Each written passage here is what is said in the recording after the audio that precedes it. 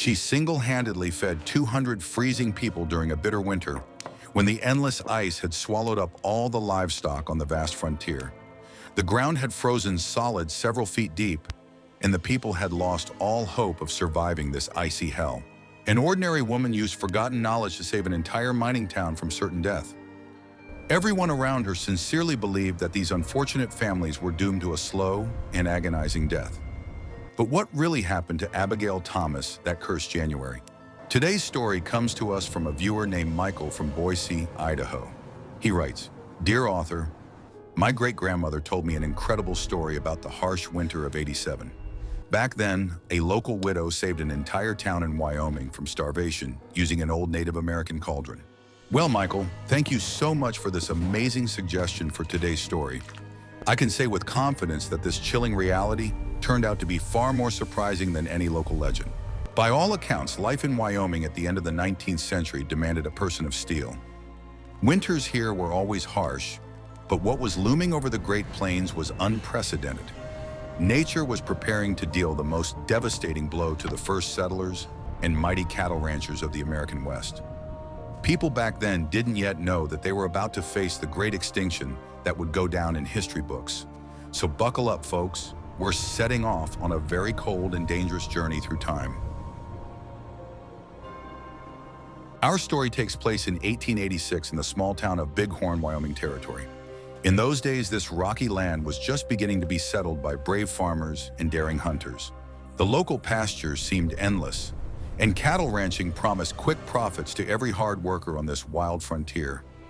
Huge herds of cows roamed the plains, grazing on tall grass under the scorching summer sun. It was a harsh world where a new iron plow was valued far more than gold bars. The focus of our story is an older woman named Abigail Thomas, a modest farmer's widow. She had barely turned 50, but hard labor had left deep wrinkles on her weathered face. Abigail was famous throughout Bighorn for her calm disposition and incredible skill at running a household. Her small wooden house always smelled of dried sage, rendered lard, and strong black coffee. She was a master at sewing clothes from canvas and could repair any household item with her calloused hands. People had little time for idle entertainment, for every day brought new trials. Abigail's neighbors, such as blacksmith Elias Smith and Sheriff Frank Canton, worked from dawn to dusk. They built sturdy log cabins in preparation for the coming cold and stockpiled firewood for the long months ahead. The children helped the adults in the fields, gathering the last ears of corn and stacking them in the barns. At that time, a new warm woolen scarf was considered the most luxurious Christmas gift. It seems to me that none of these honest, hard-working people foresaw the scale of the impending natural disaster. The summer of 1886 turned out to be incredibly dry and hot, scorching all the grass on the pastures. The autumn months brought no welcome rain, leaving the soil dry as old tree bark. The cattle had already begun to lose weight, wandering the endless plains in a futile search for fresh food. Farmers looked anxiously at the gray sky, hoping for a mild winter and an early spring. However, nature had other plans, preparing for Wyoming the most terrible ordeal in its short history. At the end of November, the first unprecedented frost struck, freezing the rivers with a thick layer of blue ice. A fierce wind brought thick clouds from the north, from which stinging, merciless snow fell. The temperature plummeted, turning every drop of water into sharp icicles that cut into the skin. People hid in their homes, closing the doors tightly and plugging the cracks with old rags. Abigail Thomas didn't waste time complaining. Instead, she silently prepared her modest home for the siege. She moved all the firewood closer to the stove so she wouldn't have to go outside unnecessarily. The widow carefully sorted through her meager supplies, neatly arranging the bags of beans and dried meat. Unlike many of her neighbors, she knew how important it was to save every scrap of food at a time like this. Her late husband had once taught her the old Native American ways of storing food in harsh conditions. Soon the snowstorms intensified, cutting off Bighorn from the rest of the civilized world with a thick white wall. The roads became completely impassable even for the strongest and most resilient mail horses. Telegraph wires snapped under the weight of the accumulated ice, depriving the townspeople of any communication with their neighbors. The townspeople found themselves trapped in an icy prison, alone with looming starvation and despair. None of them could have imagined that this snowy nightmare would last several long months. On January 9, 1887, the situation reached a critical and truly terrifying point. Thermometers in Bighorn froze as the temperature dropped to minus 40 degrees Fahrenheit. It was on this freezing day that food supplies in most of the town's families were finally exhausted. The most respected people in the village, who had been trying to maintain what little order remained, witnessed this nightmare. Two men stood on the porch of the local store, wrapped in several layers of frozen sheepskin. The first was Sheriff Frank Canton, whose face had turned black from frostbite during a fruitless search for livestock. The second was the local doctor, John Baker, who could no longer help his emaciated patients. They silently gazed at the snow-covered main street, realizing that the end of their community was inevitable. And while Frank watched this bleak landscape, blacksmith Elias struggled his way to the store. His beard was covered in thick frost, and his breath escaped his mouth in heavy white clouds of steam. "Buddy, we don't have a single ounce of flour left. People will start dying by the end of this week," Elias croaked. The sheriff sighed heavily, adjusted his frost-covered hat, and looked bitterly at the locked warehouse door. "I suppose all we can do is pray, because the food wagons definitely won't make it here," Frank replied. The physical description of that dreadful morning was forever etched in the memory of all the surviving townspeople. The sky had a strange leaden hue, and the sun appeared as a dim white spot through the veil of the blizzard. People's eyes watered from the biting wind, which howled through the chimneys like a wounded beast. Hundreds of thousands of cows on the Great Plains froze to death, huddled into huge icy piles by the fences. The entire economy of the region collapsed overnight, leaving wealthy cattle ranchers completely bankrupt, without a single cent. Rumors spread faster than the creaking of wagon wheels on Wyoming's frozen roads in days gone by. People whispered that in neighboring counties, entire families were freezing to death right in their beds. Despair became contagious, seeping into every home and poisoning the minds of even the most steadfast believers. The local priest tried to comfort his parishioners, but his voice trembled from weakness and lack of food. It seemed as though death itself had covered this small settlement with its enormous icy wing. There was no official response from the authorities whatsoever, as the telegraph had been out of service for over a month. Newspapers in the eastern states would later refer to this event as the Great Cattle Die-Off. Scientists would long debate the causes of such a sudden and devastating climate change on the frontier. But on that January day, the residents of Bighorn couldn't care less about the theories of professors in the capital. They needed real food, capable of warming their frozen bodies and giving them hope for tomorrow. Strange additional events began to occur around the settlement, only adding to the general anxiety. People claimed to hear a terrifying howl at night, unlike that of either a wolf or a coyote. Some swore they had seen tall, dark figures wandering in the snowy haze at the edge of the forest. But this did not happen because people suddenly lost their moral compass or their faith in God. It was because the instinct for survival always trumps the rules of propriety in critical situations.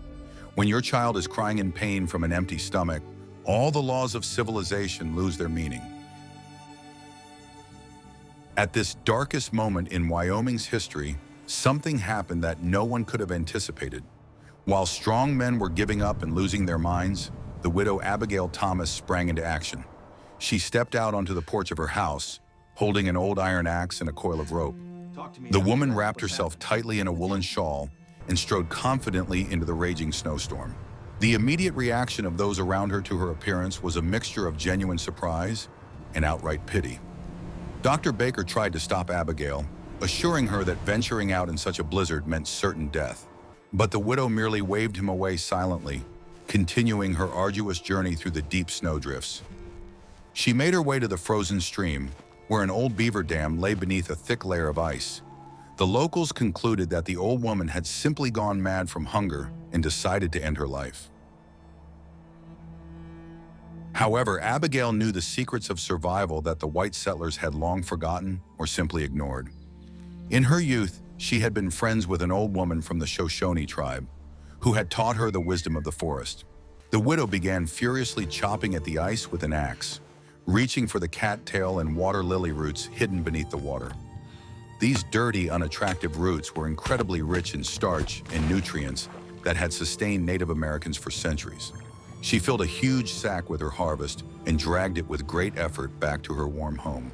Then she went to the forest edges, where old poplars with thick, rough bark grew. Using a sharp knife, she skillfully peeled away the outer layer, reaching the soft, moist cambium. This inner bark was often eaten by horses, but when properly cooked, it could sustain human life. In the center of her home, Abigail set up a huge cast-iron cauldron that held over 40 gallons of water. She loaded it with chopped bones, cattail roots, tree cambium, and the remnants of her meager supplies. The widow kept the fire in the stove burning continuously, forcing this strange concoction to boil around the clock. The thick, rich aroma of bone broth soon wafted from the chimney of her house out into the frosty street. The smell instantly caught the attention of all the starving residents of the snow-covered village of Bighorn. People began to gather timidly on her porch, holding empty mugs and bowls in their trembling hands. Abigail turned no one away, methodically ladling out the hot, cloudy broth to every hungry neighbor. Rumors of this miraculous pot spread to every home, compelling people to rise from their beds. To keep the soup supply steady, the widow organized a veritable brigade of able-bodied men under the leadership of Sheriff Canton. They went into the forest to chop down poplars and dug up the bones of dead cows from under a thick layer of slush. Abigail oversaw the entire process with iron discipline, strictly rationing every portion of the life-saving food. No one dared to contradict this frail woman, in whose hands lay the fate of 200 people. That pot simmered non-stop for 40 days and 40 nights, becoming the true heart of the town. Abigail slept in 2-hour bursts, constantly stirring the thick stew with a long wooden paddle. She added pine needles rich in vitamin C to the soup to protect the people from scurvy. The tension gradually began to ease, though the cold remained at record lows. People rallied around Abigail's house, putting aside past grievances and the social divisions of peacetime. Together, they repaired roofs, chopped wood, and cared for the sick, united by a single great purpose. By the end of February, the sun finally began to warm the ground, and the thick crust of ice showed its first cracks.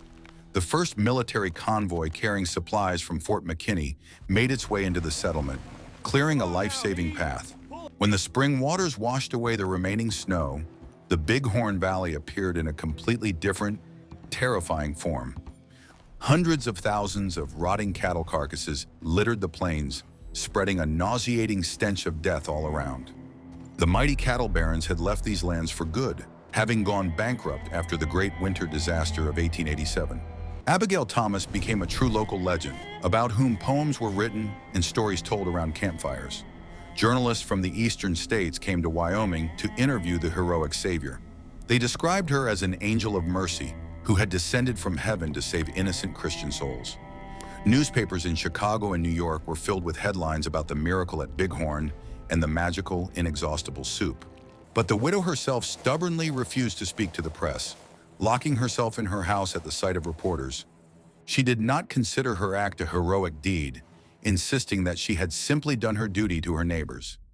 Abigail returned to her usual quiet life, tending her garden and mending old clothes. And so, debates about this strange behavior continued among the townspeople for many years. Some neighbors believed that the sudden fame had frightened the modest and unsociable woman too much.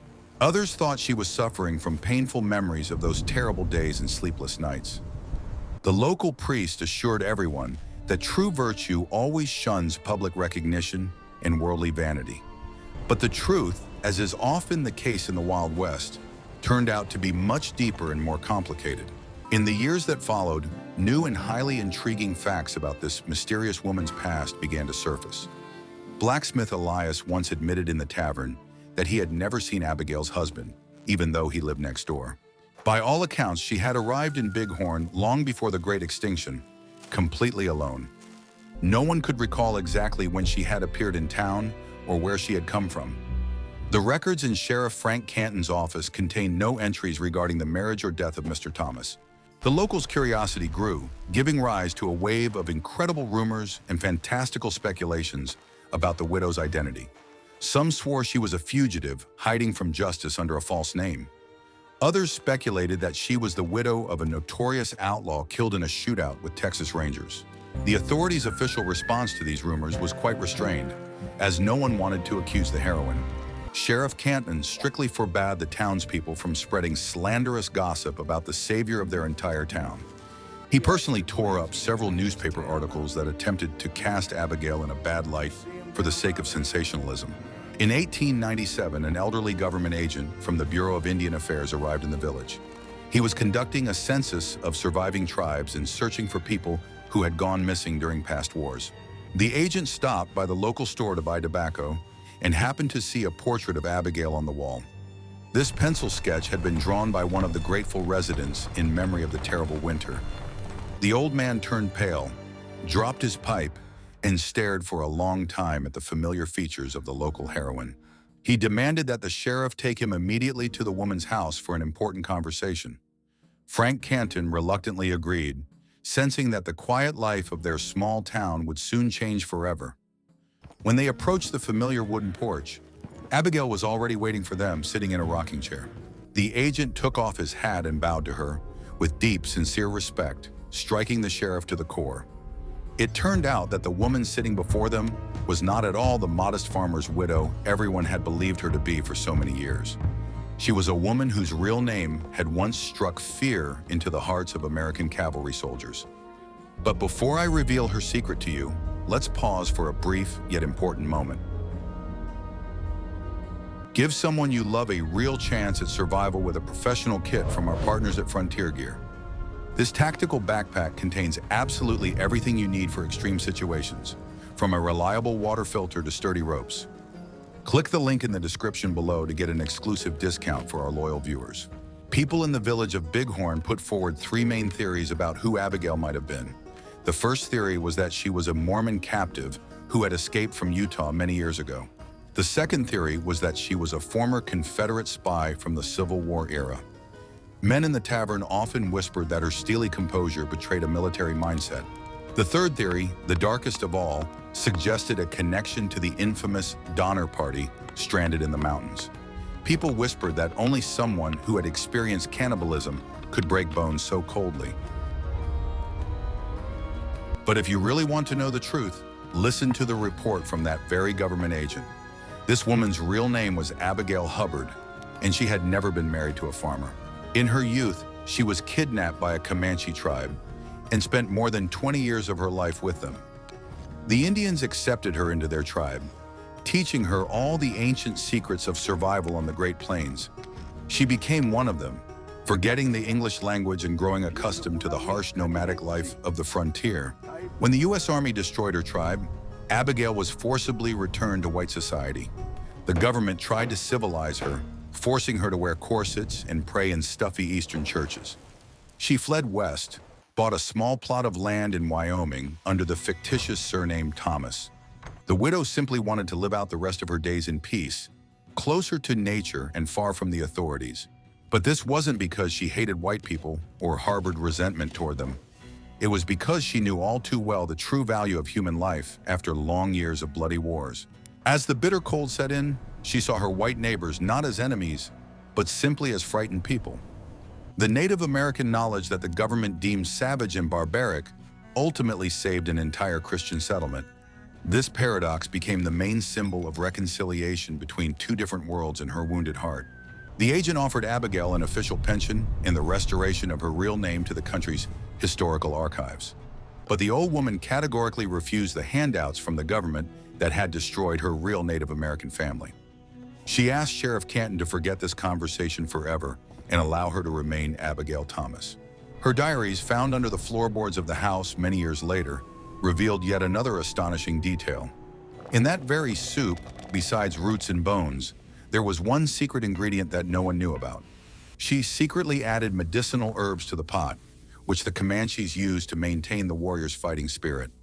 This brew not only nourished the townspeople's bodies, but also chemically blocked the feeling of panic in their brains. Is it possible that in the hustle and bustle of modern metropolises, we have irrevocably lost those ancient survival skills? What will happen to us if one winter all our heating and food delivery systems fail? The fates of the survivors in Bighorn unfolded in completely different ways after that historic winter. Dr. John Baker, shaken by modern medicine's helplessness in the face of nature's fury, completely changed his approach to healing. He began actively studying the properties of local herbs, gathering knowledge from the remaining Native American tribes of Wyoming. Subsequently, he saved many lives from fever using recipes similar to the old widow's decoctions. His records are still preserved in the state medical archives as a unique example of frontier medicine.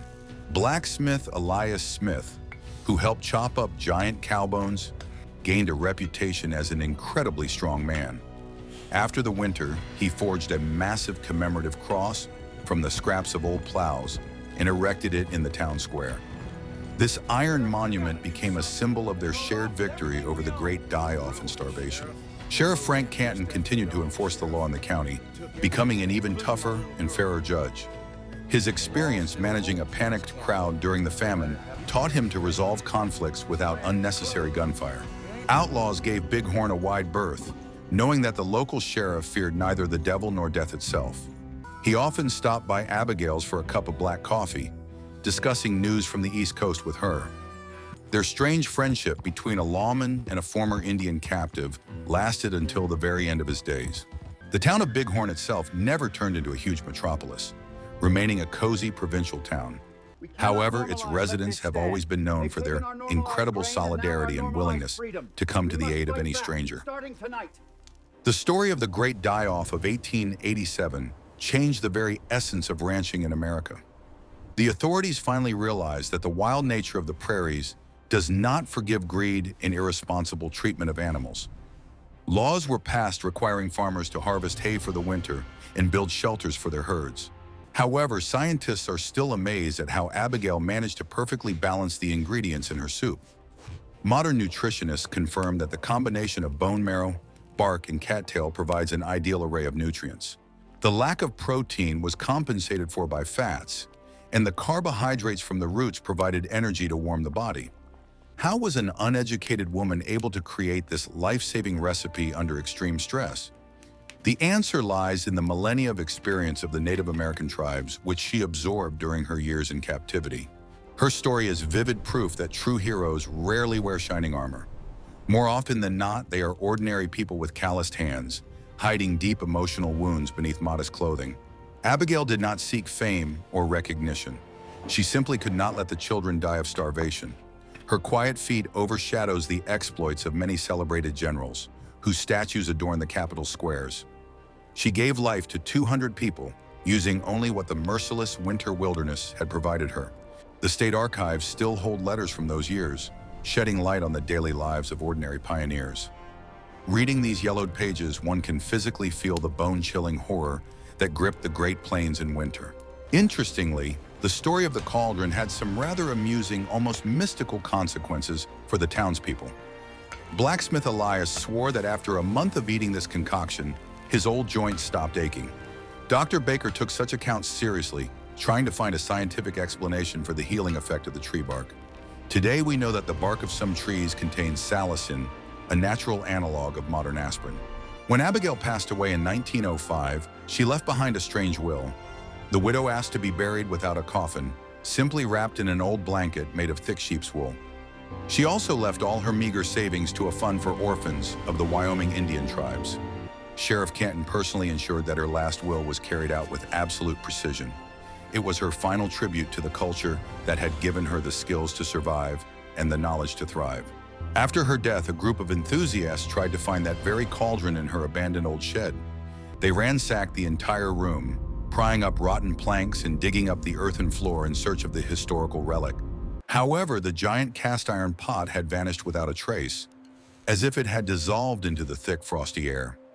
It was said that old Abigail had rolled it into the deep waters of the river at night to hide her secrets. The true fate of this legendary artifact of the Wild West remains an unsolved mystery to historians.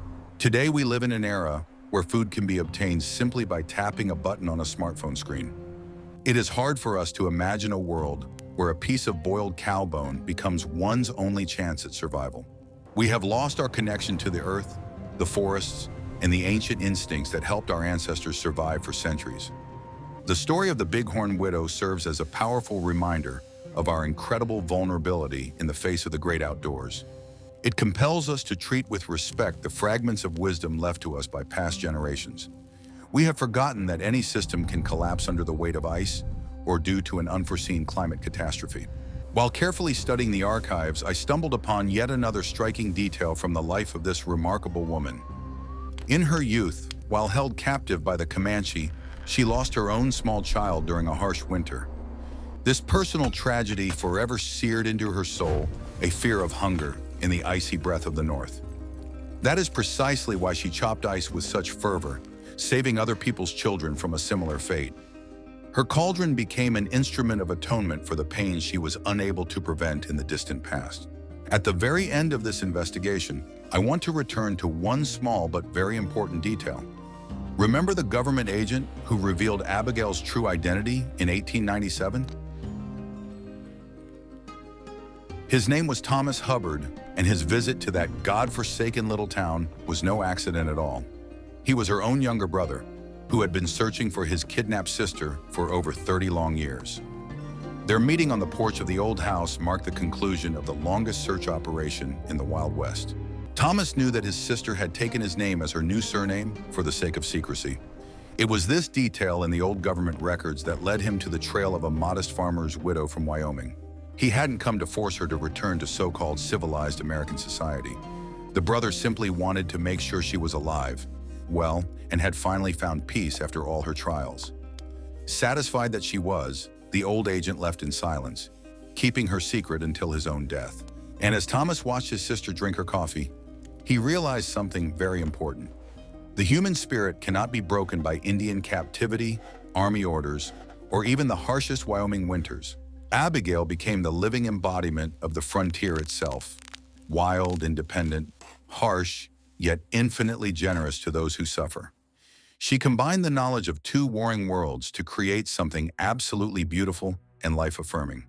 And that is exactly how she should remain in our historical memory forever, without embellishment or fiction. What would you do if you found yourself trapped in a snowbound house with no food and no hope of a quick rescue? Could you overcome your fear and venture out into the blizzard to save people who were complete strangers to you? It is impossible to answer these questions honestly until you come face to face with true darkness. But Abigail's story gives us hope that within every person lies a tremendous potential for resilience. Is it possible that someone watching this video right now has a similar family heirloom?